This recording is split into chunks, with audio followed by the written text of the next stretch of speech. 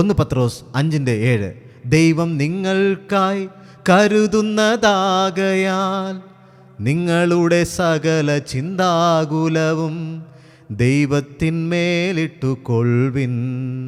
പ്രിയമുള്ളവരെ, ഈ വചനം നമുക്ക് തരുന്ന വലിയൊരു ഉറപ്പുണ്ട്.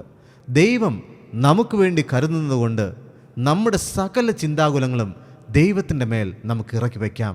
നമുക്ക് ആശ്രയിക്കുവാൻ ഇങ്ങനെ കരുതുന്ന ഒരു ദൈവമുള്ളതിനായി സ്തോത്രം. ഈ ദൈവം പല സാഹചര്യങ്ങളും നമ്മളെ താങ്ങിയത് കൊണ്ടാണ് നമ്മളിന്ന് നിൽക്കുന്നത്. നമ്മുടെ കഴിവല്ല. നമ്മുടെ കണ്ണിനെ കണ്ണുനീരിൽ നിന്നും, നമ്മുടെ കാലിനെ വീഴ്ചയിൽ നിന്നും, നമ്മുടെ പ്രാണനെ മരണത്തിൽ നിന്നും താങ്ങി നിർത്തിയിരിക്കുവാണ് ഈ ദൈവം.